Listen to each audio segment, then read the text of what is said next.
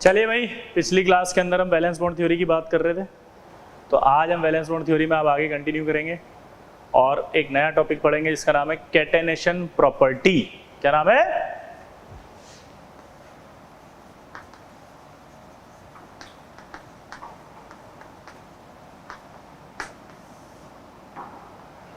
अब ये catenation property क्या होता है, तो सुनो। कैटेनेशन प्रॉपर्टी का मतलब होता है चेन फॉर्मेशन प्रॉपर्टी। चेन मतलब होता है एक एटम के बाद दूसरा एटम, फिर तीसरा एटम, चौथा एटम, पांचवा एटम, छठा एटम, सातवां एटम, ऐसे करके एक साथ जुड़ते चले जाएं वो। That is called chain formation property, और उसी चेन फॉर्मेशन प्रॉपर्टी को कहते हैं bond energy. Chain formation property के लिए उन एटम्स के बीच की जो बॉन्ड की स्ट्रेंथ है वो स्ट्रांग होनी चाहिए। बॉन्ड स्ट्रेंथ स्ट्रांग कब होती है? जब बॉन्ड एनर्जी ज़्यादा रिलीज होती है। समझिए बात? यानी कि वो किस पर डिपेंड करेगी? ये बॉन्ड एनर्जी पर भी डिपेंड करेगी। ठीक है, तो कैटेनेशन प्रॉपर्टी जो होती है वो डायरेक्टली प्रोपोर्शनल टू होती है किसके?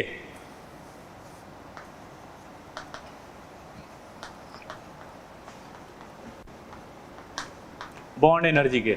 और बॉन्ड एनर्जी जो होती है वो हमने पढ़ा भी था एक बार, साइज पे डिपेंड करती है, 1/, साइज। और साइज हमेशा डोमिनेटिंग फैक्टर होता है। साइज हमेशा क्या होता है? Dominating factor. साइज हमेशा क्या होता है? Dominating factor. तो बॉन्ड एनर्जी जो होगा एक और फैक्टर पे डिपेंड करता है, और वो डिपेंड करता है आपका लोन पेयर रिपल्शन। लेकिन ये factor only for second period लगेगा।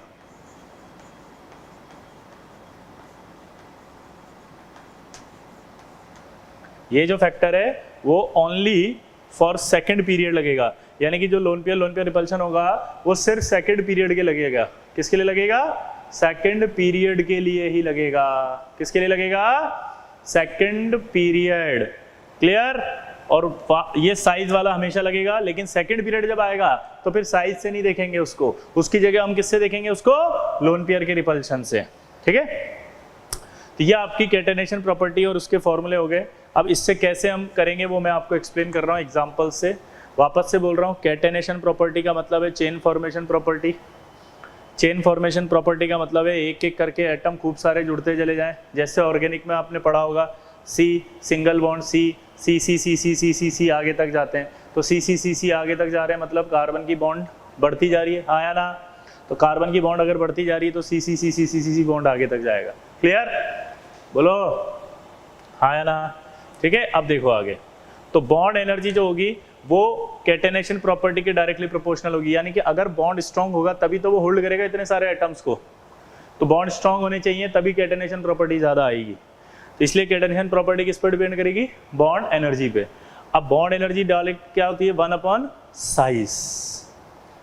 1/, साइज, क्योंकि साइज अगर बढ़ता है तो बॉन्ड एनर्जी घट जाती है। दोबारा बोलो, साइज अगर बढ़ता है तो ये कम हो जाती है, साइज अगर बढ़ता है तो बॉन्ड एनर्जी घट जाती है। और बॉन्ड एनर्जी जो है वो डायरेक्टली प्रोपोर्शनल टू होता है 1/, लोन पेयर रिपल्शन। क्या बोला जल्दी बताओ? बॉन्ड एनर्जी जो होती है वो डायरेक्टली प्रोपोर्शनल होती है क्या? 1/, लोन पेयर रिपल्शन। लेकिन ये लोन पेयर रिपल्शन सिर्फ सेकंड पीरियड पे लगाना है। पूछो क्यों? सेकंड पीरियड के एटम जो होते हैं उनका साइज छोटा होता है। साइज छोटा होता है तो वो पास होते हैं, तो पास होते हैं तो उनके जो लोन पेयर उनमें रिपल्शन आना शुरू हो जाता है। इसकी वजह से वो रिपल्शन आने से बॉन्ड एनर्जी कम होने लगती है। अब जैसे एग्जांपल से समझते हैं कि कैसे, आप कंफ्यूज नहीं होंगे। इससे पहले जब मैंने बॉन्ड एनर्जी या बॉन्ड स्ट्रेंथ बताई थी तो वो ऑर्बिटल की स्ट्रेंथ थी। ठीक है, यहाँ ऑर्बिटल की स्ट्रेंथ थी, और अब जो हम बता रहे हैं वो एटम्स की हैं। यानी जब एटम बॉन्ड बना रहा होगा, जैसे कार्बन जब 4 बॉन्ड बना रहा है तो वो आपसे पूछ रहा है कि सिंगल बॉन्ड की, इस बॉन्ड की एनर्जी या इस बॉन्ड की बॉन्ड एनर्जी आपको बतानी है।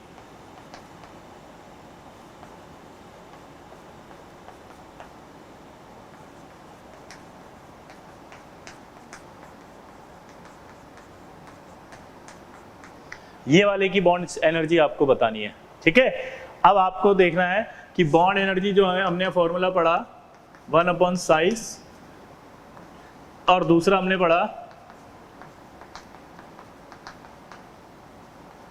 LP LP repulsion. दूसरा क्या पढ़ा हमने? LP LP repulsion. तो इसका मतलब क्या निकला कि बॉन्ड एनर्जी इनवर्सली प्रोपोर्शनल था 1 upon size, bond energy directly proportional 1 upon lone pair repulsion. जब कार्बन अपने बॉन्ड बनाता है तो क्या उसके पास कोई लोन पेयर बचता है? नहीं। तो क्या ये लोन पेयर रिपल्शन वाला यहाँ फैक्टर लगेगा? नहीं। साइज से डिपेंड करेगा। नीचे आ रहे हैं, साइज बढ़ेगा, नीचे आने पर साइज बढ़ेगा। अगर नीचे आने पर साइज बढ़ेगा तो बॉन्ड की जो स्ट्रेंथ है या बॉन्ड एनर्जी जो है वो घटेगी। नीचे आने पर अगर साइज बढ़ेगा तो बॉन्ड एनर्जी कम हो जाएगी। तो सबसे ज़्यादा जो है वो किसकी आएगी? सी सी बॉन्ड सबसे ज़्यादा, फिर एस आई एस आई, फिर जी ई जी, फिर एस एन एस एन और फिर P V P V. Clear? क्या बोला जल्दी बताओ? सी सी बॉन्ड सबसे ज़्यादा, फिर एस आई, फिर जी ई जी, फिर टिन टिन और फिर लेड लेड, ये सबसे ज़्यादा। क्लियर? तो ये आपके पास ऑर्डर आएगा इस तरह से। यानी आपसे पूछेगा कि क्या 14th ग्रुप, इसको बोलते हैं अपन, याद हो तो 14th ग्रुप बोलते हैं इसको। क्या बोला अपन ने? 14th group. तो 14th ग्रुप अगर है तो उस 14th ग्रुप में सबसे ज्यादा बॉन्ड एनर्जी किसकी है? तो आंसर है सी सी बॉन्ड की। किसकी है? सी सी, कार्बन कार्बन बॉन्ड की बॉन्ड एनर्जी सबसे ज्यादा है। क्लियर?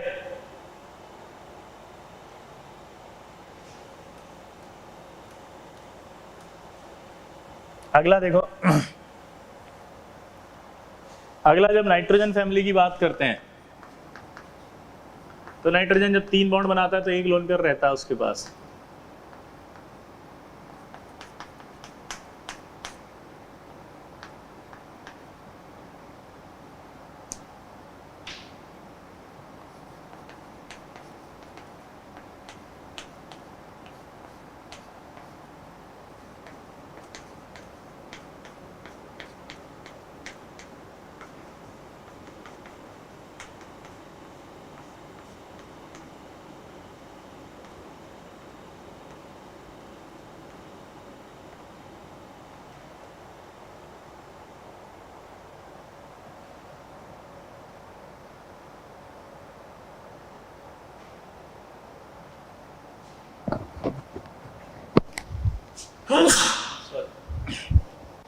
देखो इधर, अब अगर हम ध्यान से देखें तो ये आपकी नाइट्रोजन फैमिली है।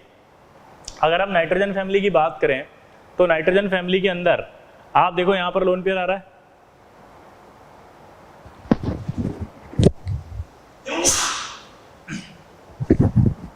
यहां पर आप देखो नाइट्रोजन है, यहां फास्फोरस है, नीचे आने पर साइज बढ़ रहा है।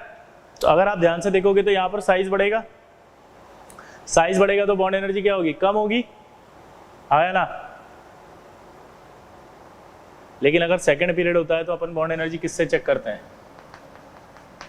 लोन पेयर से। तो आप चेक करो यहाँ लोन पेयर रिपल्शन है क्या? इनको तो मैं मिटा देता हूँ क्योंकि इनमें तो सेम ऑर्डर आएगा।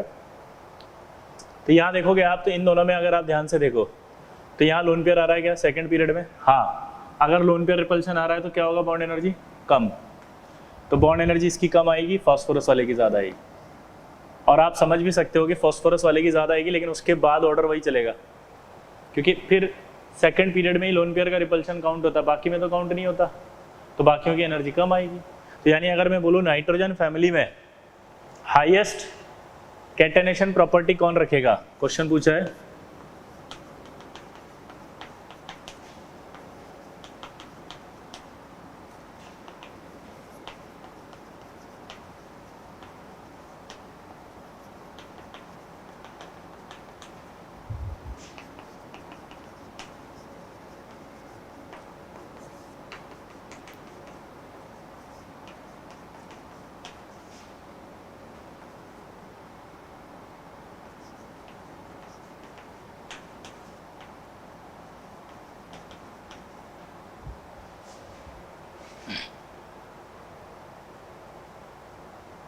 बताओ आंसर बताओ। विच of the following bond has highest bond energy in 15th group? तो 15th ग्रुप में सबसे ज्यादा हाईएस्ट बॉन्ड एनर्जी किसकी आएगी? सेकंड वाले की। आया ना, बोलो, सेकंड वाले का आ गया। अब इसी तरह से अगर मैं यहाँ पर ऑक्सीजन की बात करूं तो ऑक्सीजन में तो 2 लोन पेयर आएंगे। सल्फर की बात कर लो, सल्फर में भी 2 लोन पेयर आएंगे। अब यहाँ पर फिर से देखो सेकंड पीरियड है, लोन पेयर रिपल्शन क्या है, ज़्यादा।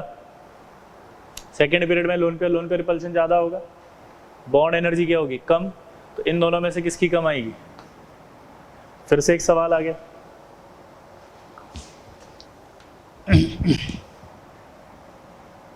यहां पर 15th की जगह क्या आ जाएगा? चैल्कोजन फैमिली।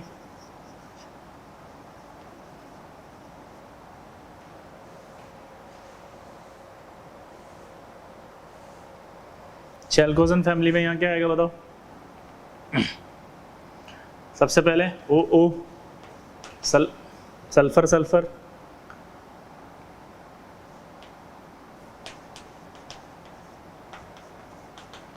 चलो बताओ सबसे ज्यादा किसका आएगा फिर से? Which of the following highest bond energy in the chalcogen group? तो सल्फर की आएगी, सी की आएगी। अगर मैं इसकी जगह एक और ले लेता,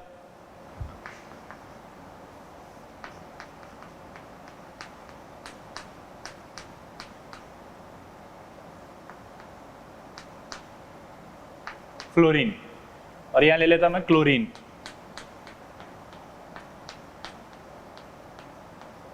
ये अब इधर देखो, अब यहां पर आप देख के बताओ फटाफट से, फिर से क्या हुआ? फ्लोरीन आ गया। अगर फ्लोरीन आ गया तो फ्लोरीन के अंदर भी क्या हो रहा है? Second period. क्लोरीन में क्या है? Third period. सेकंड पीरियड आता है तो लोन पेयर का रिपल्शन चेक करते हैं। लोन पेयर रिपल्शन आएगा तो उस कंडीशन में एनर्जी कम होगी, इसलिए Cl की ज़्यादा होगी। तो अगर मैं यहाँ सवाल को चेंज कर दूँ, अब हेलोजन फैमिली यानी हेलोजन ग्रुप,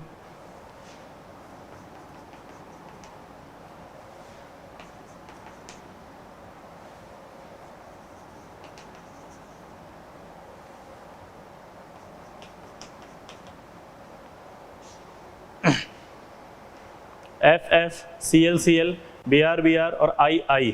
अब आप देखो सबसे ज़्यादा बॉन्ड एनर्जी किसकी आएगी? Cl Cl की। क्लियर? अब यहाँ पर मैं बॉन्ड एनर्जी को हटा करके अगर कैटेनेशन वर्ड डाल देता तब भी यही होता। ठीक है, तो ये आपका कैटेनेशन की बात हो गई। अब कैटेनेशन की बात में एक खास बात और देखो, अगर आप लेफ्ट से राइट जा रहे हैं पीरियोडिक टेबल में, आप क्या कर रहे हैं? लेफ्ट से राइट में जा रहे हैं पीरियोडिक टेबल में। देखो लेफ्ट से राइट गए आप। अगर आप पीरियोडिक टेबल में लेफ्ट से राइट जाएंगे तो साइज छोटा होगा। साइज छोटा हो रहा है इसका, तो फ्लोरीन का साइज छोटा हो रहा है और लोन पेयर बढ़ रहे हैं। इमेजिन करो क्या हो रहा होगा, साइज छोटा हो रहा है, लोन पेयर बढ़ रहे हैं, तो लोन पेयर का रिपल्शन भी बहुत ज़्यादा होगा। लोन पेयर का रिपल्शन बहुत ज़्यादा होने की वजह से अगर आपसे सवाल पूछा जाता है तो यहाँ पर एक चेंज आएगा, बहुत इंपॉर्टेंट है और वो हर बार पूछा जाता है।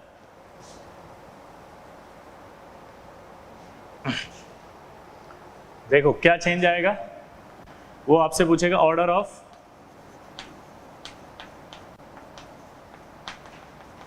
Bond energy. तो ऑर्डर ऑफ बॉन्ड एनर्जी की बात अगर अपन करें तो ऑर्डर ऑफ बॉन्ड एनर्जी में आपसे पूछा है F2, Cl2, Br2 और I2। तो अगर आप बॉन्ड एनर्जी का ऑर्डर पूछे F2, Cl2, Br2, I2, तो अब सबसे ज़्यादा वो किसका आएगा? Cl2 का। अब आना चाहिए था सेकंड नंबर में F2, लेकिन F2 का साइज हो गया छोटा।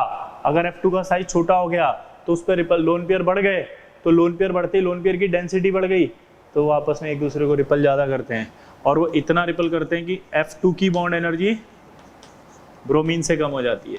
ये तो डेटाबेस है, मतलब वैल्यू ऐसी आ रही है कि उसका ऑर्डर F2 का Br से पीछे जा रहा है।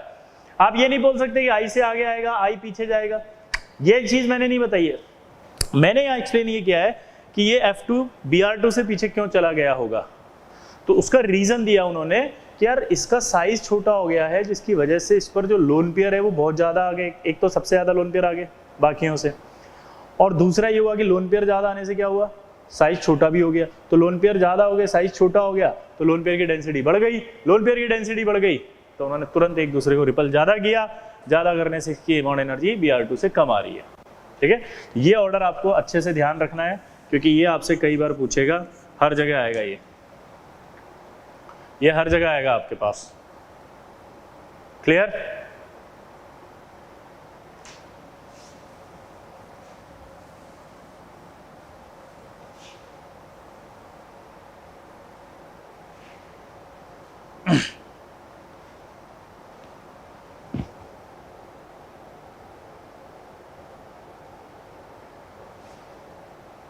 तो ये आपकी कैटेनेशन प्रॉपर्टी की बात हो गई, ठीक है।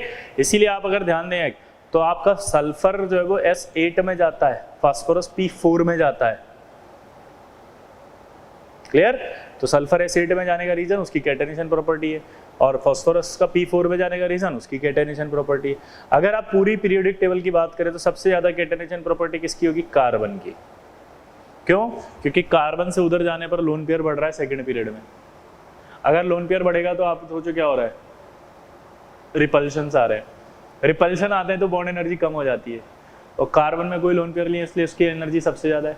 नीचे आ रहे हैं तब भी कार्बन की ज्यादा है, इसलिए कार्बन की कैटेनेशन प्रॉपर्टी सबसे ज्यादा होती है, और इसीलिए कार्बन एक अलग केमिस्ट्री चला जाता है जिसका नाम है ऑर्गेनिक केमिस्ट्री। ठीक है? क्लियर? तो ये आपकी कैटेनेशन प्रॉपर्टी भी कंप्लीट। अगला टॉपिक आ रहा है आपका हाइब्रिडाइजेशन।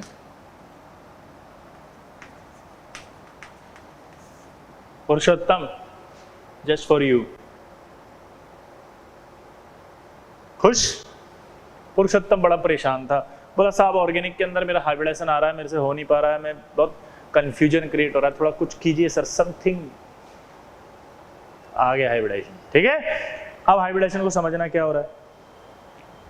हाइब्रिडाइजेशन को समझाने से पहले आपको वीबीटी पे जाना पड़ेगा, क्योंकि जो वीबीटी थी वो वीबीटी आपको समझा रही है कि हाइब्रिडाइजेशन कैसे आ रहा है। ठीक है? ध्यान सुनना, ये सब कनेक्टेड है। अब वीबीटी वालों ने सोचा कि हम अपना थ्योरी जो है समझाएंगे, तो वीबीटी वाले साइंटिस्टों ने सोचा कि अपना थ्योरी समझाएं। कहाँ समझाएं? तो वीबीटी वालों ने कहा कि कहाँ समझाएं, तो उन्होंने सोचा कि अगर हम साइंटिस्टों के पास डायरेक्ट जाने से पहले,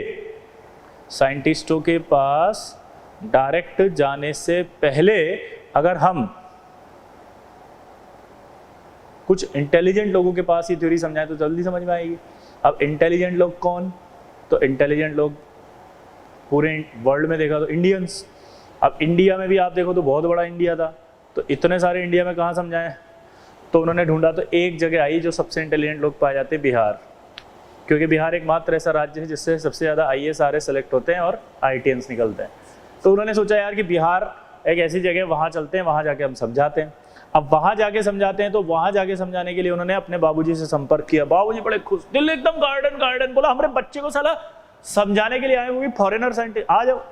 वीबीटी वालों को बिठा दिया स्टेज पे, बच्चों को बिठा दिया नीचे, बोलो बेटा समझो। वीबीटी वालों ने शुरू किया कि CH4 का फॉर्मेशन कैसे होता है। तो कार्बन की बात की उन्होंने कि देखो कार्बन के पास ये 2p2 इलेक्ट्रॉन 2 हैं। तो वीबीटी वालों ने कहा था कि अगर मान लो किसी के पास अनपेड इलेक्ट्रॉन सफिशिएंट नहीं है तो वो एक्साइड कर लेगा, अगर सफिशिएंट नहीं है तो वो एक्साइड कर लेगा। तो उसने क्या कहा कि यहाँ सफिशिएंट नहीं है तो एक्साइड करेगा, तो ये उसने एक्साइड कर लिया। क्लियर? सफिशिएंट नहीं है तो एक्साइड कर लिया, एक्साइड हो गया। आया ना? सफिशिएंट नहीं है तो एक्साइड करेगा, एक्साइड हो गया। क्लियर? तो ये आपका एक्साइड हो गया। सिंपल है। एक्साइड होने के बाद उसके बाद 4 अनपेड इलेक्ट्रॉन आ गए, 1 2 3 4। अगर ये 4 अनपेड इलेक्ट्रॉन आ गए तो दिमाग की बत्ती जल गई कि 4 बॉन्ड बना सकता है। तो 4 बॉन्ड बना सकता है, किसके साथ बनाना चाह रहा है वो? हाइड्रोजन के साथ बनाना चाह रहा है। किसके साथ बनाना चाह रहा है? हाइड्रोजन के साथ। अब ये हाइड्रोजन के साथ बॉन्ड बनाना चाह रहा है, तो उसने देखा कार्बन अपना s ऑर्बिटल देगा, हाइड्रोजन भी s देगा। यहाँ ये कार्बन अपना कौन सा ऑर्बिटल देगा? p। तो ये कौन देगा? s। ये क्या देगा? p, ये s। ये कौन देगा? p, और ये क्या देगा? s। तो आप देख सकते हो ये आपका ps, ये आपका ps, ये आपका ps, और ये आपका ss। आया ना? दोबारा बोलो। ये आपका SS, ये आपका PS, ये आपका PS, और ये आपका PS। ये CH4 बन गया। CH4 बनते ही बाबूजी बड़े खुश की बोला यार क्या जबरदस्त समझाए, बच्चा एकदम बिल्कुल एकदम गार्डन हो गया है। आइए अब आपको जो है वो माला पहनाते, स्वागत करते। बाबूजी ने माला पहना दी, गुलाब जामुन का डब्बा लेकर आए, गुलाब जामुन देने लगे। अचानक से जैसे ही गुलाब जामुन खिलाने लगे, एक बच्चा खड़ा हुआ, बोला गुलाब जामुन नीचे रख, पहले हमारा डाउट बताइए फिर गुलाब जामुन को हाथ लगाइए। क्या बोला? पहले हमारा डाउट बताइए फिर गुलाब जामुन को हाथ लगाइए। सारा क्लास सॉफ्ट, क्या बदतमीजी कर दिया बे। बीबीटी वाला ने बोला क्या डाउट है, बोलो। बोला सर एक बात बताओ, ये ओवरलैपिंग है SS, ये ओवरलैपिंग है SP। अभी आपने पिछली क्लास में यानी पिछले लेक्चर्स में बताया था कि SP ओवरलैपिंग की स्ट्रेंथ ज्यादा होती है, SS की कम होती है। पढ़ा था ना अपन ने, SS और SP अगर आता है तो P डायरेक्शनल कैरेक्टर है, इसलिए P वाले की स्ट्रेंथ ज्यादा होगी। तो इसका मतलब SP की स्ट्रेंथ ज्यादा होगी, SS की कम होगी। हाँ या ना? बीबीटी वालों ने कहा हाँ बिल्कुल होगी। क्या दिक्कत है, क्या प्रॉब्लम है साले? बोला अच्छा पक्का, 3 की स्ट्रेंथ अलग, 1 की स्ट्रेंथ अलग। कि हाँ पक्का। तो यानी कि 3 एक साथ एक एनर्जी लेके टूटेंगे और ये अलग एनर्जी लेगा? बिल्कुल हाँ। बच्चे ने कहा लेकिन सब मैं इसको तोड़ रहा हूं, तो इसको तोड़ने में जितनी एनर्जी खर्च हो रही है उतनी ही इसको तोड़ने में खर्च हो रही है, उतनी ही इसको तोड़ने में खर्च हो रही है, और उतनी ही इसको तोड़ने में खर्च हो रही है। यानी सबको तोड़ने में बराबर एनर्जी खर्च हो रही है। क्या बोला जल्दी बताओ? सबको तोड़ने में एनर्जी बराबर खर्च हो रही है।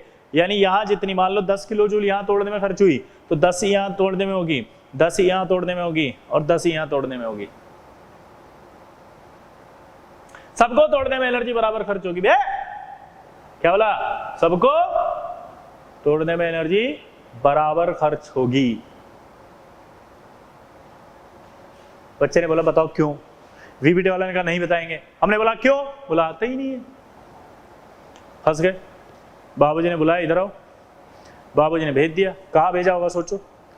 मेहमान घर में। अपने बिहार में तो एक ही मेहमान घर होता, भैंसिया का तबेला। भेज दिया साला वहां पे, जाओ और जाके सोचो। जब तक नहीं सोचोगे तब तक आप हमारे मेहमान हो।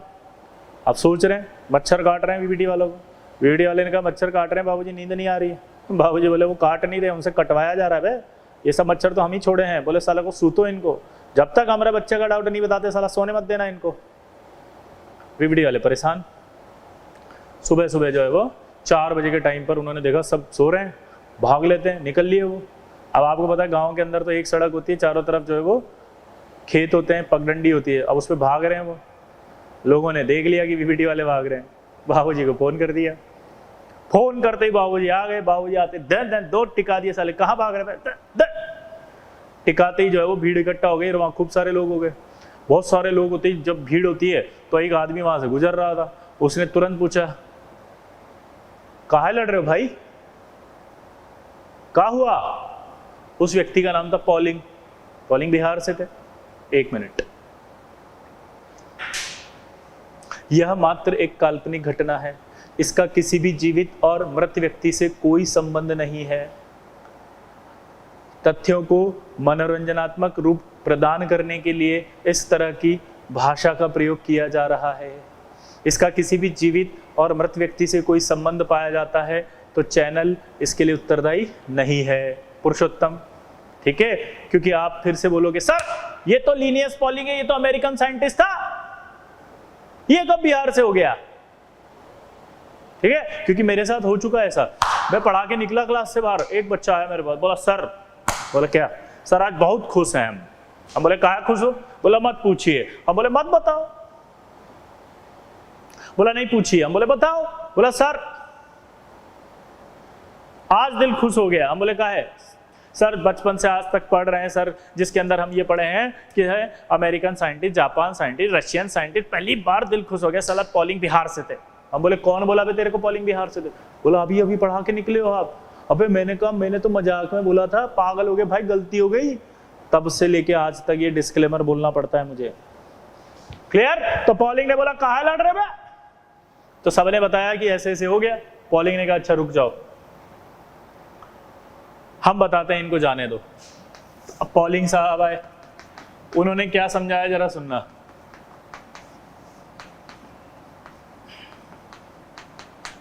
उन्होंने कहा कि जो CH4 है उस CH4 में ये कार्बन है और ये कार्बन अपना बॉन्ड बना रहा है, ठीक है। VBT के हिसाब से अगर 2 अनपेड है तो 2 ही बनाएगा, सफिशिएंट नहीं हो तो वह एक्साइड कर लेगा, तो ये एक्साइड हो गया। अब ये एक्साइड होने के बाद क्या करेगा, ये एक्साइड होने के बाद क्या करेगा, ध्यान से सुनना। इसको समझाने के लिए उन्होंने कहानी ली। उन्होंने कहा कि मैं एक बार जंगल से जा रहा था, जंगल से जब जा रहा था तो मुझे 4 दोस्त मिले थे।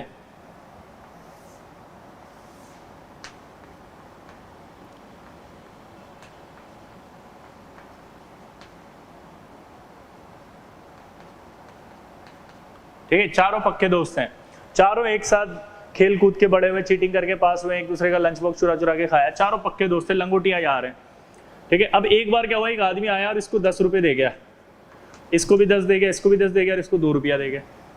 अब सोचो आप कि इस बच्चे को जब 2 रुपए दिए होंगे तो इसके मन में कितना खराब लगा होगा कि यार ये क्या किया आपने, मुझे क्यों नहीं दिए। तो इसने क्या करा, रात को इनके पैसे चुरा लिए। जब इन्हें रात में पैसे चुरा लिए तो क्या हुआ, सुबह जब उठ के देख रहे हैं तो पैसे गायब है, तो समझ में आ गया किसने चुराया होगा, इसने। तो क्या किया होगा, आपस में लड़ गए होंगे, इसने इसको एक मारी होगी, इसने इसको एक मारी होगी, तो इनकी जो स्टेबिलिटी थी फ्रेंडशिप की वो खत्म हो गई। तो पॉलिंग वहां से गुजर रहा था, पॉलिंग ने जब देखा कि लड़ क्यों रहे हो तुम चारों भाई, तो उन्होंने कहा कि सर ऐसे ऐसे हो गया। तो पॉलिंग ने कहा अच्छा, तो आप एक काम करो, अपने सारे पैसे दो, इससे भी पैसे ले लिए, इससे भी ले लिए, इससे भी ले लिए, इससे भी ले लिए, सबको आपस में मिक्स कर दिया। मिक्स करने के बाद उसने देखा कितने बच्चे हैं, तो उसने देखा 1 2 3 4 बच्चे हैं। 4 अगर बच्चे हैं, उसने क्या देखा, 4 अगर बच्चे हैं तो चारों में बराबर बांट दिया। अब आप देखो चारों में जब बराबर बांटा तो सिचुएशन क्या हुई कि इसके पास 8, इसके पास भी 8, इसके पास भी 8 और इसके पास भी 8 आ गए, आया ना। तो सबके पास 8-8 आ गए, सब बराबर हो गए। इस दोस्त ने, इसने पॉलिंग से इतना सा बोला कि यार 2 रुपए कम हो गए, तो पॉलिंग ने समझाया कि 2 रुपए कम हो गए, लेकिन 2 रुपए में एक दोस्त भी तो मिल गया, इससे सस्ता और कहां, पुरुषोत्तम समझ में आ रहा है, इससे सस्ता और कहां, अनीशा जी समझ में आया आपको, इससे सस्ता और कहां। तो उसने समझाया कि आपके 2 रुपए खर्च हो गए, लेकिन एक दोस्त भी तो मिल गया, इससे आपकी जो स्टेबिलिटी वो बढ़ गई, कम नहीं हुई, अब आप झगड़ोगे नहीं कभी भी।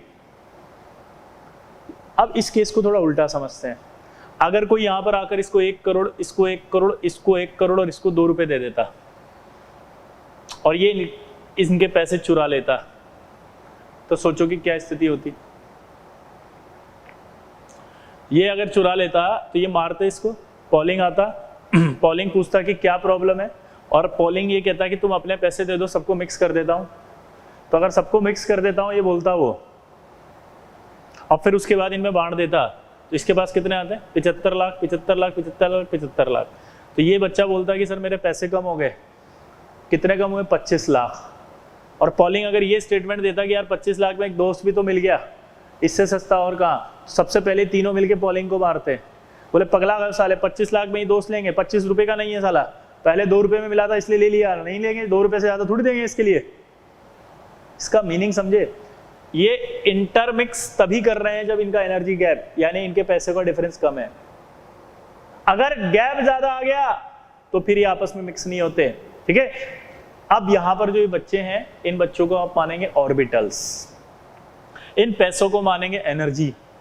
अगर ये एनर्जी का गैप ऑर्बिटल्स के बीच में कम है तो ये पहले अपनी एनर्जी को इंटरमिक्स करते हैं, इंटरमिक्स करने के बाद नए ऑर्बिटल बनाते हैं, वो नए ऑर्बिटल हाइब्रिड ऑर्बिटल कहलाते हैं।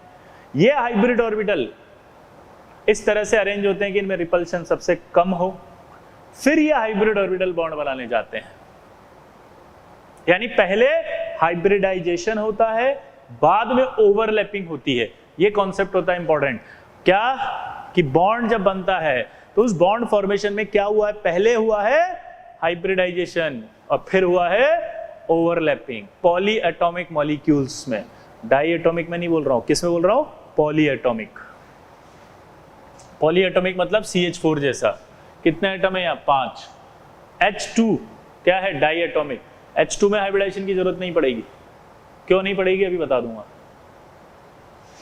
तो यहां पर आप देखो अगर इनके अंदर, तो आपको पता चला है कि अब ये आपस में इंटरमिक्स कर रहे हैं, तो उसने देखा ये 2s और ये 2p है, ये ऑर्बिटल्स ऐसे हैं जो सेम शेल के हैं। सेम शेल के ऑर्बिटल्स में जो एनर्जी का गैप है वो क्या आएगा, कम। सेम शेल में जो एनर्जी का गैप है वो क्या आएगा, कम। तो इसलिए आपस में क्या कर लेंगे, इंटरमिक्स। ये आपस में क्या कर लिया इन्होंने, इंटरमिक्स। अब ये 1s और 3p मिले, टोटल कितने ऑर्बिटल मिले, 4। तो उसने एक रूल दिया कि जितने भाई ऑर्बिटल मिक्स होंगे उतने ही नए ऑर्बिटल बनेंगे। क्या बोला, जितने ऑर्बिटल मिक्स होंगे उतने ही ऑर्बिटल नए बनेंगे। तो ये आपका sp3 है, ये sp3 है, sp3 और sp3। अब ये sp3 कैसे बनाया मैंने, एक s लिया और कितने p मिले, 3। तो एक s और 3p मिले हैं तो क्या आएगा, sp3 sp3 sp3 और sp3। हाइब्रिड ऑर्बिटल जो होते हैं उनमें 2 लोब होती है ऐसे, एक बिग लोब और एक small lobe.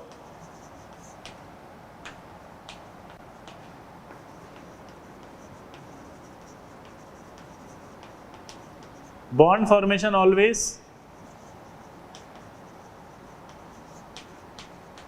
Through big lobe. Bond formation जो होगा वो ऑलवेज थ्रू बिग लोब होगा। क्या बोला, जल्दी बताओ। बॉन्ड फॉर्मेशन जो होगा वो ऑलवेज थ्रू बिग लोब होगा। ठीक है, तो बॉन्ड फॉर्मेशन हमेशा जो है वो बिग लोब यानी कि यहां से होगा। अब कितने ऑर्बिटल हैं, 4। अब ये चारों ऑर्बिटल जो हैं वो इस तरह से अरेंज होंगे कि इनमें रिपल्शन क्या हो, मिनिमम। तो इनमें रिपल्शन मिनिमम हो तो ये 4 ऑर्बिटल 1 2 3 और 4, ये टेट्राहेड्रल स्ट्रक्चर है। ये छोटी लोब आ गई यहाँ। ठीक है, इनमें एक एक इलेक्ट्रॉन है, आप देखो ध्यान से, क्योंकि इन चारों में एक एक था तो यहाँ भी एक एक आएगा आराम से। अब इससे आएगा बॉन्ड बनाने कौन, हाइड्रोजन।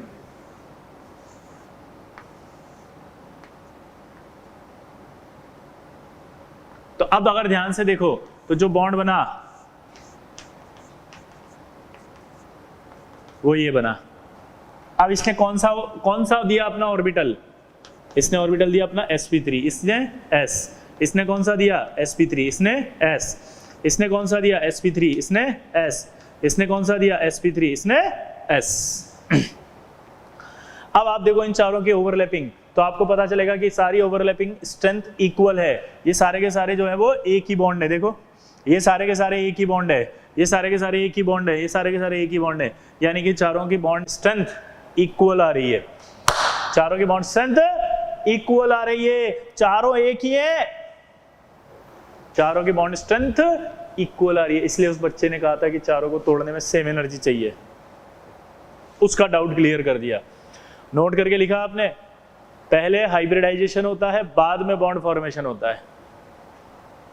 ठीक है, पहले हाइब्रिडाइजेशन होता है, बाद में बॉन्ड फॉर्मेशन होता है, ओवरलैपिंग होती है मतलब। ठीक है, तो आपसे सवाल पूछा जाएगा ओवरलैपिंग और हाइब्रिडाइजेशन दोनों में से पहले कौन होता है, तो आंसर क्या देंगे, पहले हाइब्रिडाइजेशन होता है। नोट करो इसको।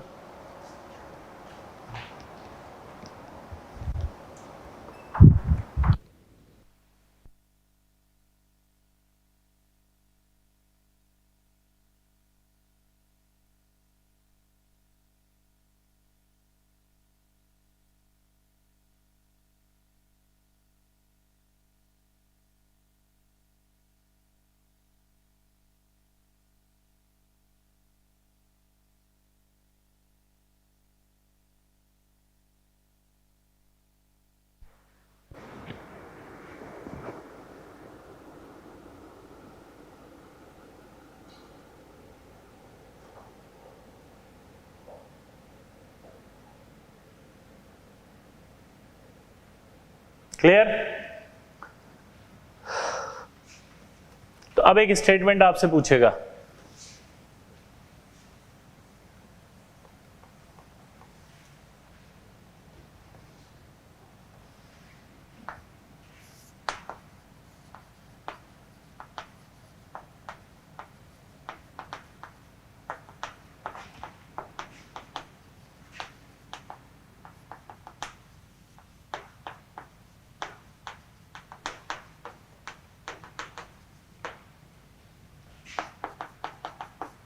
ये स्टेटमेंट आपको दिया हुआ है कि hybridization is intermixing of atomic orbitals.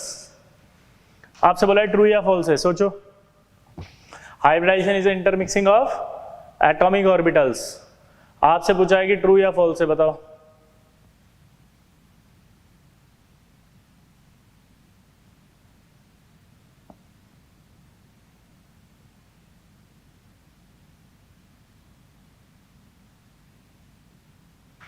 Answer आएगा फॉल्स। पूछो क्यों? क्योंकि यहां लिखा है hybridization is intermixing of atomic orbitals, आगे एक लाइन आनी चाहिए हैविंग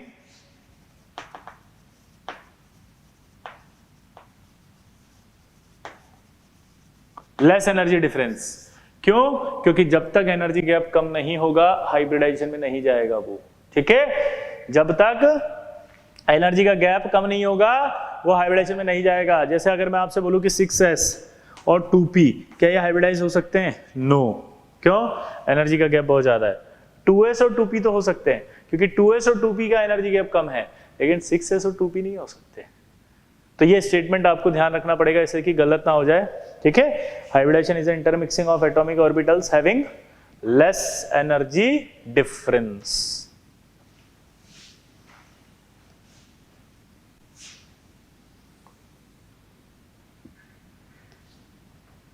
क्लियर सबको? अब मैं दोबारा से एक और बार बोल रहा हूं, सबसे पहले एटॉमिक ऑर्बिटल्स आपस में अपनी एनर्जी को इंटरमिक्स करते हैं, इंटरमिक्स करके नए ऑर्बिटल बनाते हैं। उन नए ऑर्बिटल को हाइब्रिड ऑर्बिटल कहते हैं। हाइब्रिड ऑर्बिटल्स की एनर्जी सेम होती है। हाइब्रिड ऑर्बिटल का जो नाम दिया जाता है वो इस तरह से दिया जाता है कि जितने ऑर्बिटल पार्टिसिपेट करेंगे उनको लिखो। जैसे s और p मिक्स हुआ तो s और p लिखा, सेकेंड नंबर पे उनका नंबर लिख दो। s 1 था, p 3 थे, तो नाम हो गया sp3। अगर एक s और एक p मिक्स होते तो sp, अगर एक s और 2 p मिक्स होते तो sp2। क्लियर? आया ना?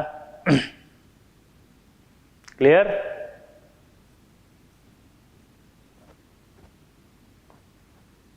फिक्स। अब हर हाइब्रिड ऑर्बिटल में दो लोब होती है, एक बड़ी लोब एक छोटी लोब, सभी में आएगी, चाहे वो कोई सा भी हाइब्रिड ऑर्बिटल हो, ठीक है। हमेशा बॉन्ड फॉर्मेशन कहां से होगा? बड़ी लोब से। जैसे अगर मैं कहूं आपसे कि ये आपका एक एस और एक पी से मिलकर बना हुआ है, तो एसपी में भी दो ही लोब होंगी, एक बड़ी लोब और एक छोटी लोब, लेकिन वो थोड़ा सा गोला गोला जैसा होगा।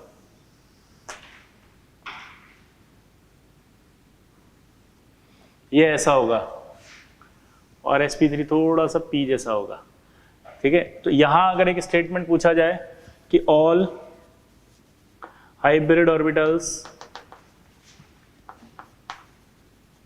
Have same shape but different size, ठीक है ना। सभी हाइब्रिड ऑर्बिटल्स की शेप सेम होती है। आप देखो तो ये कैसा है sp, ये कैसा है sp2, ये कैसा है sp3, ठीक है। तो सेम शेप होती है, तो क्लियर हो गया। एक डिफरेंस आपको आएगा साइज में, कि इनका साइज कैसे देखते हैं ये मैं आपको बाद में बता दूंगा, ठीक है।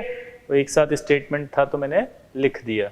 यहां तक तो क्लियर है, शेप सेम। अब शेप का मतलब ऐसे नहीं होता है कि सर ये तो थोड़ा मोटा है ये थोड़ा पतला है, that is not a shape. Shape का मतलब है दोनों में दो लोब हैं, एक बड़ी लोब है एक छोटी लोब है, बड़ी लोब है छोटी लोब है, बड़ी लोब है छोटी लोब है।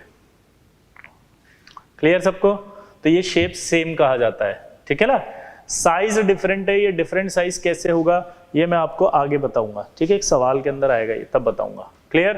तो ये आपके पास हाइब्रिड ऑर्बिटल्स हो गए। फिर ये हाइब्रिड ऑर्बिटल इस तरह से अरेंज होंगे कि, जल्दी बोलो, कि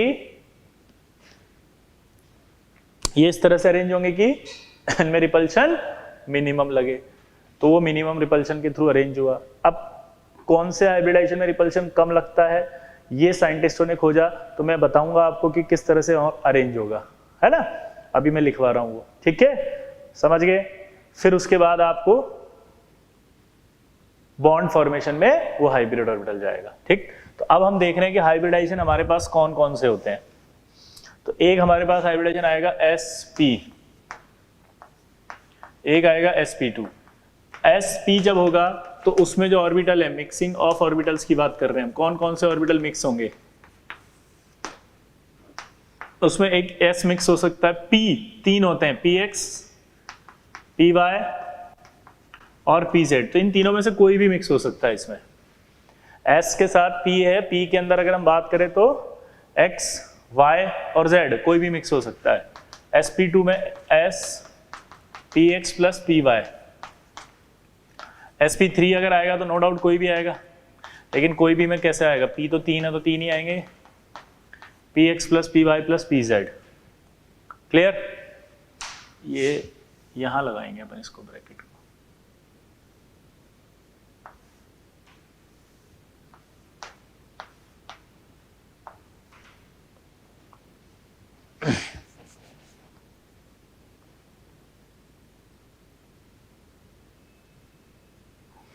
अगला रिलेशन आता है, अगर एक s, एक p और 3 p और एक d आ जाए। अच्छा, इनकी ज्योमेट्रियां कौन कौन सी होगी अरेंजमेंट की, वो भी मैं बता देता हूं।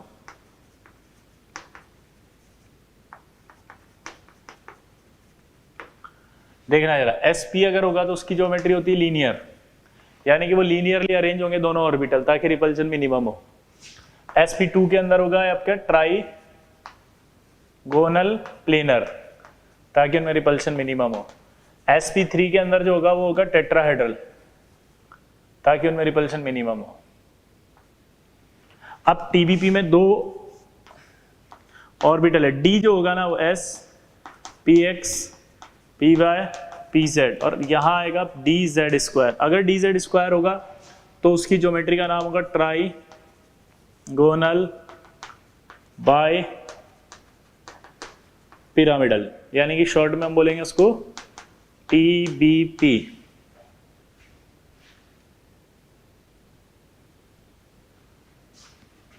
और अगर ये S, PX, PY, PZ और dx square minus Y square mix होंगे तो फिर उसका नाम होता है स्क्वायर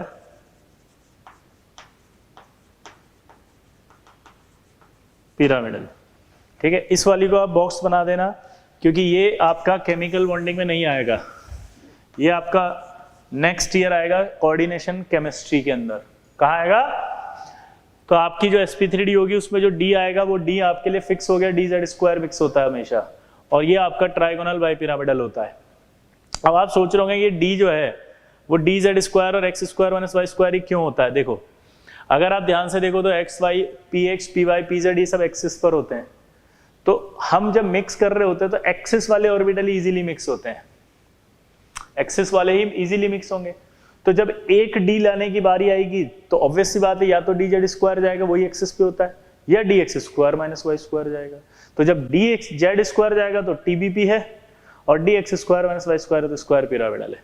स्क्वायर पिरामिडल आपको कहीं नहीं, कोई भी मॉलिक्यूल में नहीं मिलेगा, यहाँ पे वहीं आके मिलेगा कोऑर्डिनेशन केमिस्ट्री में। अगला आता है sp3d2। sp3d2 में वही आपका s आएगा, फिर px, py, pz। अब बताओ कौन सा मिक्स होगा?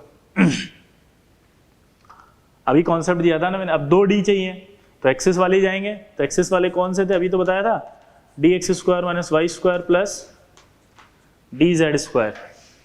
तो dx square minus Y square plus dz square आ गया, आया ना? क्लियर?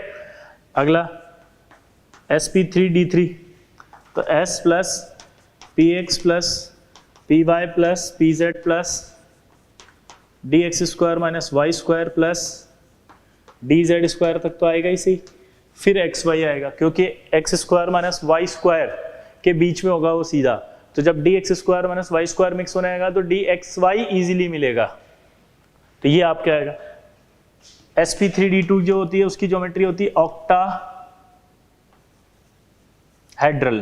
और इसकी होती है पेंटागोनल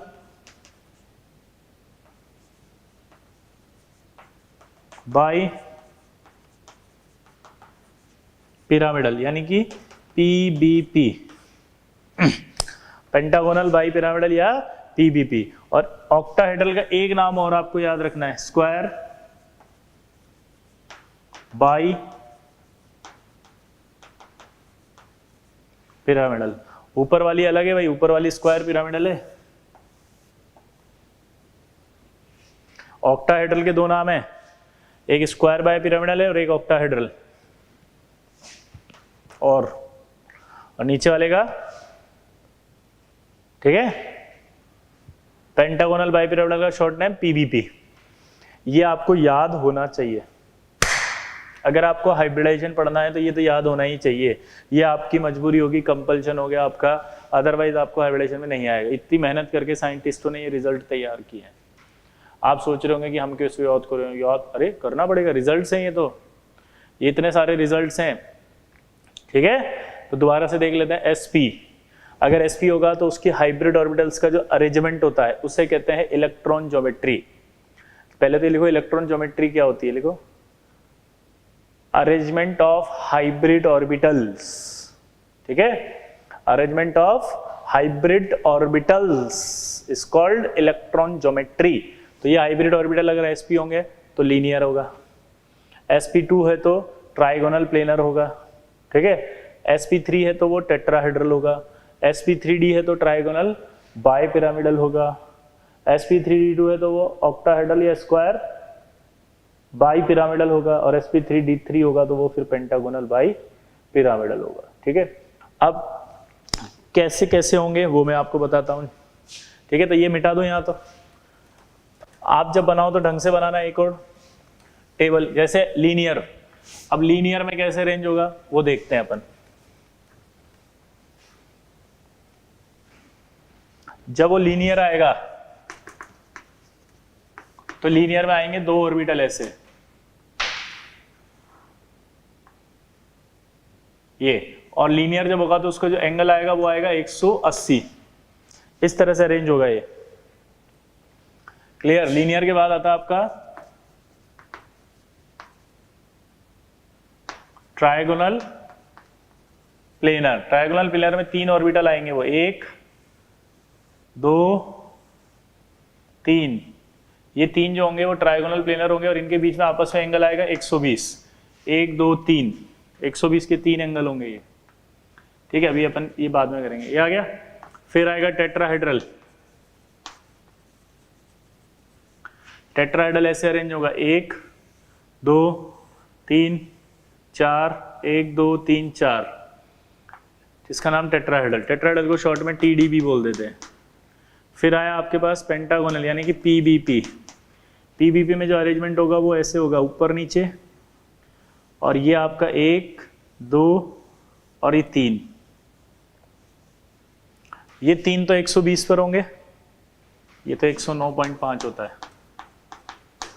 इसके अंदर देखना ध्यान से, ये तीन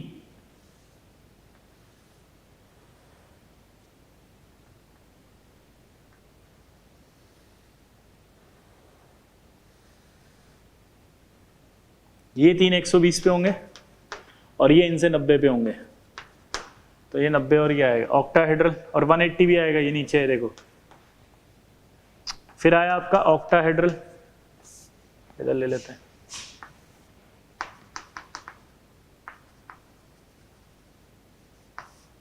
ऑक्टाहेड्रल कैसा होगा देखो,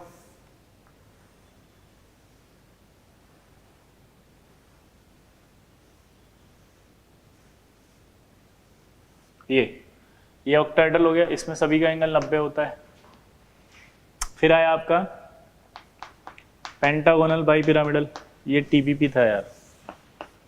ट्राइगोनल बाई पिरामिडल, ये पेंटागोनल बाई पिरामिडल,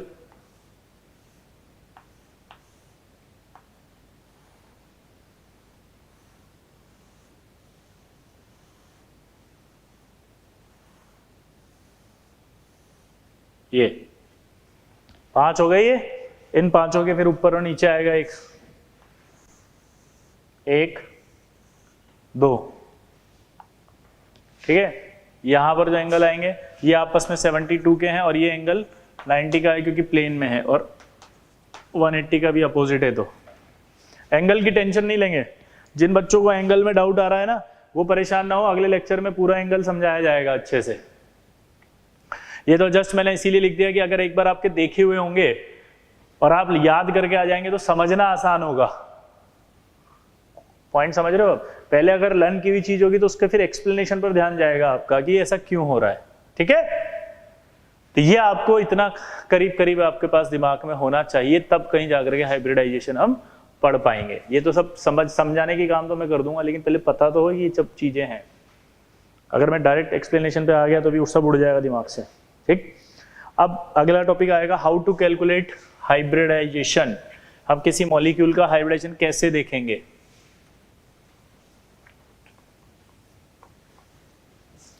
तो देखो, हाइब्रिडाइजेशन निकालने का एक सिंपल फॉर्मूला होता है टोटल हाइब्रिड ऑर्बिटल। इसका पूरा नाम क्या है? Total hybrid orbital, THO। अगर 2 आ गया तो मॉलिक्यूल का हाइब्रिडाइजेशन होगा sp। 3 आ गया तो हाइब्रिडेशन होगा sp2। 4 आ गया sp3। 5 आ गया sp3d। 6 आ गया sp3d2। 7 आ गया sp3d3। और इनके नाम आपको पता ही है, और नाम के साथ इनकी ज्योमेट्री आपको पता ही है। क्लियर? अब देखो, अब आपसे बोला उसने कि BCl2 में इस बेरिलियम का हाइब्रिडाइजेशन बताओ, तो आपको इस फॉर्मूले से करना पड़ेगा कि THO अगर 2 आ गया तो, लेकिन THO निकालेंगे कैसे? तो उसके लिए उसने एक फॉर्मूला दिया। THO टोटल हाइब्रिड ऑर्बिटल निकालने का फॉर्मूला है number of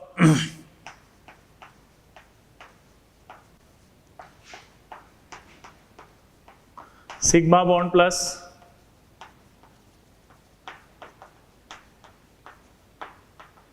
number of lone pair. Number of sigma bonds plus number of lone pair. Number of sigma bonds plus number of lone pair. Number of sigma bond plus number of lone pair. Clear? अब आपसे BCl2 का जब उसने पूछा तो सबसे पहले आपको ये पता होना चाहिए सिग्मा कितने हैं और लोन पेयर कितने हैं। उसके लिए आपको ये पता होता है कि किसी के पास भी जो वैलेंस इलेक्ट्रॉन होते हैं वही बॉन्डिंग में जाएंगे। अगर वैलेंस इलेक्ट्रॉन गए, मान लो किसी के पास 4 वैलेंस इलेक्ट्रॉन है और वो 2 ही बॉन्ड बना पा रहा है, तो इसका मतलब सिग्मा तो 2 है, लोन पेयर 1 है, तो sp3 आ जाए, sp2 आ जाएगा।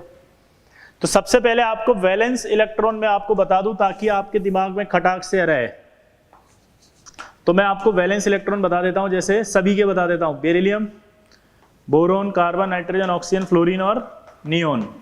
उसके नीचे कौन आता है? Magnesium, aluminium, silicon, phosphorus, sulphur, chlorine और नियोन के बाद आर्गन। अब बेरिलियम सेकंड है का है, इसके टोटल वैलेंस इलेक्ट्रॉन 2 होते थे। बोरोन के टोटल वैलेंस इलेक्ट्रॉन 3 होते थे। कार्बन के 4 होते थे, नाइट्रोजन के 5 होते थे, इसके 6 होते थे, इसके 7 होते थे और इसके 8 होते थे। वैलेंस इलेक्ट्रॉन p ब्लॉक में सीधा सीधा निकालते हैं उसके ग्रुप के नंबर से। जो उसका ग्रुप है वही उसके टोटल वैलेंस इलेक्ट्रॉन्स हैं। जो उसका ग्रुप है वही उसके टोटल वैलेंस इलेक्ट्रॉन्स हैं। ठीक है, चलो बताओ फटाफट, बेरिलियम में कितने वैलेंस इलेक्ट्रॉन है? 2। क्लियर? यहां देख लिया मैंने, क्योंकि सेकेंड डे का है। अब मुझसे उसने पूछा था कि BeCl2 का हाइब्रिडाइजेशन बताओ, तो आपको सबसे पहले सेंट्रल एटम देखना है। हाइब्रिडाइजेशन हमेशा सेंट्रल एटम का ही निकलता है। ठीक है, तो ये B लिख दिया। वैलेंस इलेक्ट्रॉन कितने बताओ? 2, तो मैंने ये 2 लिख दिए, ये 1, ये 2। अब मेरे को पता है कि कितने सिग्मा बॉन्ड दिख रहे हैं, ये डंडे को सिग्मा बॉन्ड ही कहते हैं, 2 सिग्मा। लोन पेयर कितना है? 0। टोटल कितना आया? 2। हाइब्रिडेशन क्या? sp। ज्योमेट्री क्या? लीनियर। एंगल कितना? 180। ये ऐसे सवाल आएंगे। तो BeCl2 की बात करेंगे अगर अपन, तो BeCl2 का जो हाइब्रिडाइजेशन आएगा वो sp आएगा। BeCl2 की जो ज्योमेट्री होगी वो लीनियर होगी, और BeCl2 में जो एंगल आएंगे आपस में वो 180 आएंगे। पुरुषोत्तम, समझ में आ रहा है? नोट कर लो इसको फटाफट।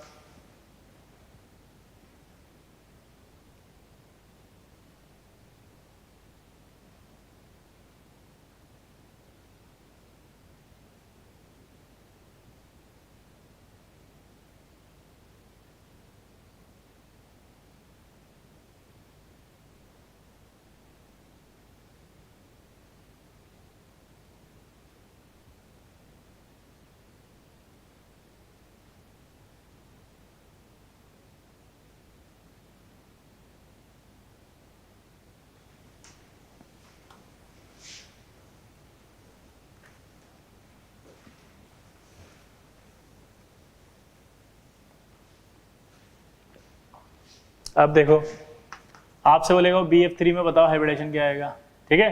तो बोरोन में कितने वैलेंस इलेक्ट्रॉन बताए थे मैंने अभी, बताओ। 3, 1 2 3, 1 2 3 ऐसे बना, ज्योमेट्रिया नहीं बना रहे, हाइब्रिडेशन निकाल रहे हैं। तो 1 2 3, 3 + 0 टोटल 3 आएगा, तो हाइब्रिडेशन sp2, ठीक है। ज्योमेट्री क्या होगी इसकी, ट्राइगोनल प्लेनर। एंगल क्या आएगा 180। अगर आपसे बोले CH4 का हाइब्रिडेशन बताओ, कार्बन में वैलेंस कितने होते हैं 4, 1 2 3 4, तो ये क्या आएगा 4 + 0 4 होगा तो sp3, ज्योमेट्री टेट्राहेड्रल, एंगल 109.5। फिर आया PCl5, इसका हाइब्रिडेशन निकालो। PCl5 का हाइब्रिडेशन निकालने के बाद क्या आएगा, फास्फोरस 5 वैलेंस, 1 2 3 4 5, 1 2 3 4 5 बॉन्ड, 5 + 0 5 होता है तो TBP, एंगल 90 और 120 और 180। अगला आया SF6, वैलेंस कितने होंगे इसमें 6, 1 2 3 4 5 6, 1 2 3 4 5 6, तो 6 + 0 6 आ गया, तो क्या आएगा ये sp3d2। sp3d2 एंगल कितना आएगा 90।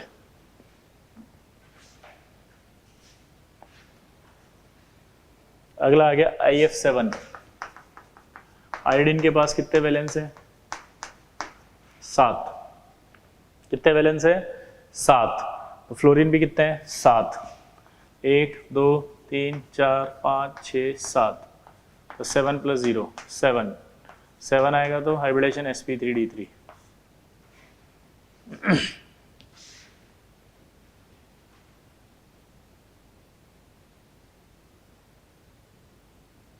इस तरह से हाइब्रिडेशन निकालना है। इसकी ज्योमेट्री क्या आएगी ऑक्टाहेड्रल, इसकी क्या आएगी पेंटागोनल बाइपिरामिड। क्लियर आया ना। इस तरह से आपको ज्योमेट्री भी आ गई, हाइब्रिडाइजेशन भी आ गया, ठीक है। अब देखो आगे,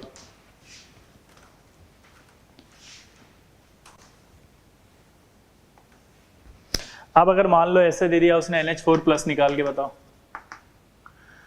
तो जब कैटायन आ जाए तो आपको क्या करना है, जैसे नाइट्रोजन के पास वैलेंस इलेक्ट्रॉन कितने थे पहले 5, नाइट्रोजन के पास वैलेंस इलेक्ट्रॉन कितने थे 5, 1 प्लस आ गया तो कितने रह गए 4। आपको सीधा प्लस आते 1 घटा देना है वैलेंस इलेक्ट्रॉन, 2 प्लस आए तो 2 घटा देना। हाइड्रोजन कितने हैं 4, 4 + 0 4, हाइब्रिडेशन sp3 टेट्राहेड्रल, एंगल 109.5, ठीक है। अगर मान लो माइनस आ गया, जैसे आ गया HCF5-, तो आपको कुछ नहीं करना, माइनस आते तो ऐड कर देना, ऐड कर दो।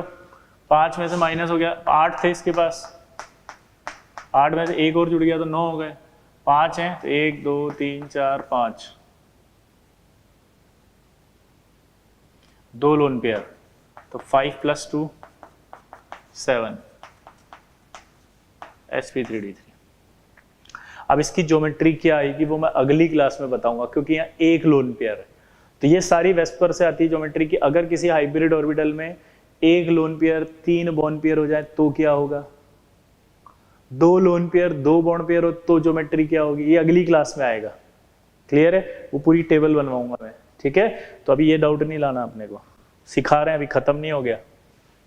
अब अगर मान लो आपका जैसे NO2+ आ गया, तो आपको क्या करना है, नाइट्रोजन कितने होते हैं वैलेंस 4, 5 होते हैं, 4 रह गए। ऑक्सीजन, अब यहाँ ऑक्सीजन जब भी आए तो ये हमेशा ध्यान रखना ऑक्सीजन डबल बॉन्ड से जुड़ता है। तो ऑक्सीजन अगर डबल बॉन्ड से जुड़ेगा तो ये डबल बॉन्ड जोड़ दिया आपने, डबल बॉन्ड से जुड़ गया और प्लस यहाँ आ गया। तो अब आप देखो पाई बॉन्ड को हम कभी भी नहीं लेते हाइब्रिडाइजेशन में। अब डाउट आएगा क्यों नहीं लेते, वो मैं आपको नेक्स्ट अगली क्लास में बताऊंगा। मैं हाइब्रिडेशन पहले पढ़ा देता हूँ, फिर उसकी डेप्थ समझा दूंगा आराम से, ठीक है ना, क्योंकि अभी समझाने बैठूंगा तो समझ में आएगा ही नहीं पहले तो। क्लियर। तो यहाँ आपका कितना आ गया सिग्मा बॉन्ड 2, लोन पेयर तो है ही नहीं 0, तो 2 आएगा, 2 आएगा तो हाइब्रिडेशन क्या आएगा sp, ठीक है। अगर यहीं पर मैं आपको NO3- दे देता तो नाइट्रोजन में वैलेंस कितने होते हैं 5, एक और आ गया तो कितना हुआ 6। ऑक्सीजन डबल बॉन्ड से जुड़ता है, जोड़ दो, जुड़ गया।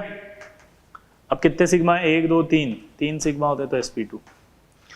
अब आपको एक डाउट हो रहा है कि सर आपने नाइट्रोजन पर 6 बॉन्ड बना दिए, नाइट्रोजन तो 6 बॉन्ड बनाता ही नहीं है, बॉन्ड तो बना ही नहीं रहे, हम तो हाइब्रिडेशन कैलकुलेट कर रहे हैं, हाइब्रिडेशन होने के बाद बॉन्ड बनता है, ठीक है। तो ये जो बॉन्ड ऐसे ऐसे दिख रहे हो इनसे आप कंफ्यूज मत होना, क्योंकि ये स्ट्रक्चर्स नहीं बना रहे हैं, ये एक हाइब्रिडेशन निकालने का तरीका है। It is not a rule, it is not a concept, it's just a trick. ये भी मैं प्रूव कर दूंगा, तो अभी आप इस पे दिमाग नहीं लगाएंगे, अभी आप सीखते जाओ, हाइब्रिडेशन निकालना आ रहा है आपको, ठीक है।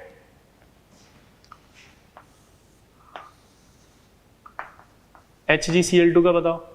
तब HgCl2 में अगर आप लास्ट का कॉन्फ़िगरेशन देखोगे तो 6s2 आएगा, 6p खाली है, तो वो एक इलेक्ट्रॉन एक्साइड करेगा 2, तो वैलेंस इलेक्ट्रॉन इसके पास 2 हैं, तो 1 Cl 2 Cl, टोटल कितना हुआ 2, 0 sp, क्योंकि वैलेंस इलेक्ट्रॉन तो आउटर शेल ही आएगा 2, ठीक है।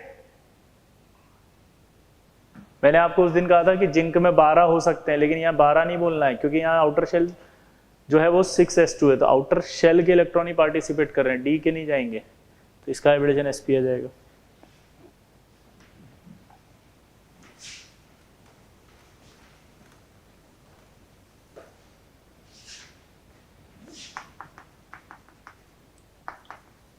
HCF2 का निकाल लो,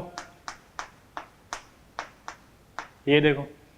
अब HCF2 में कितने होते हैं टोटल, Xc में 8 होते हैं, 2 हैं तो ये 2 लिख दिए, तो 2 + 3 5 आ गया, 5 आ गया तो sp3d आ गया, क्लियर, sp3d आ गया, हाँ या ना, sp3d। HCF4 में देखो 8 होते हैं, 1 2 3 4 5 6 7 8, 1 2 3 4, 4 + 2 sp3d2 आ गया। XeO3F2 की बात कर लो, Xe में 8 होता है, ये आ गया 8, फ्लोरीन से 2 बना रहे हैं, ये बना दिए, ऑक्सीजन डबल बॉन्डेड है, ये रहा डबल बॉन्ड। अब देखो 1 2 3 4 5, तो 5 सिग्मा 0, टोटल 5, sp3d आ गया, क्लियर। ऐसे निकालते जाओ आप जितने भी निकालने। जैसे अगला आएगा I3+,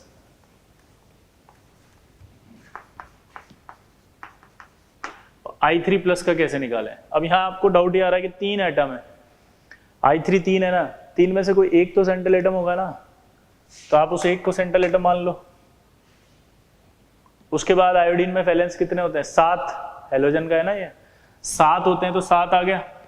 अब 7 आने के बाद 1+ आएगा तो 6 रह गए, और कितने आयोडीन है, 2 आयोडीन एक्स्ट्रा जुड़ रहे हैं, तो 2 बॉन्ड हो गए, तो 2 + 2 4 हो गया, 4 मतलब sp3 हो गया,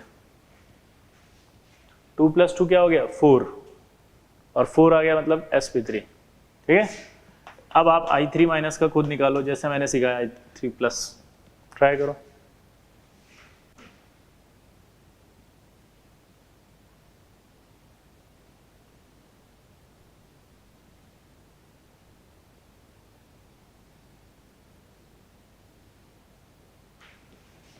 अब फिर वही बात, इनमें से कोई एक आयोडीन तो होगा, तो एक आयोडीन आ गया, तो यहाँ पर 2 लोन पेयर, 6 हो गया टोटल, आयोडीन में 5 होंगे ना, सॉरी 7 होंगे, तो 8 हो गया, ये 8 हो गया, तो कितने आयोडीन एक्स्ट्रा बन रहे हैं, 2, तो 2 + 3 लोन पेयर आ गए, टोटल 5 sp3d, क्लियर।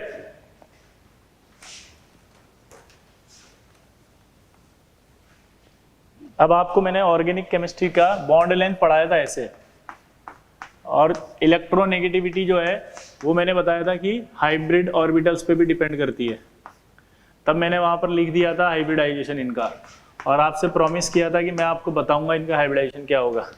आप बताओ इसका हाइब्रिडाइजेशन क्या होगा।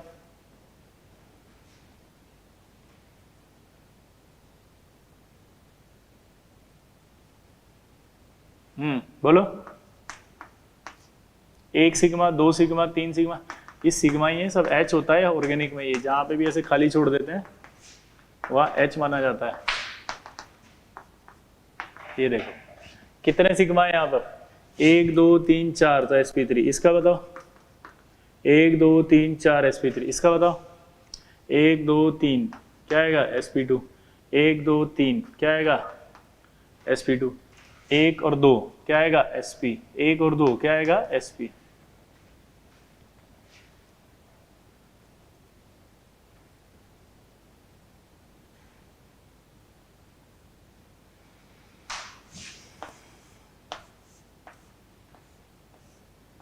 इस कार्बन का बताओ,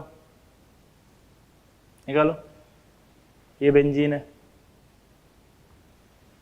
अब जब आप इसका निकालोगे तो आप एक बहुत बड़ी मिस्टेक कर देते हो, आप क्या करते हो यहाँ हाइड्रोजन भूल जाते हो बेंजीन में, यहाँ पे भी हाइड्रोजन होगा, और अगर ये हाइड्रोजन होगा तो आप दिमाग लगाओ कितना हुआ, एक कार्बन है तो 1 सिग्मा 2 सिग्मा 3 सिग्मा sp2, सारे एटम sp2 हैं, ये कार्बन वाले, सारे कार्बन वाले एटम sp2 हैं।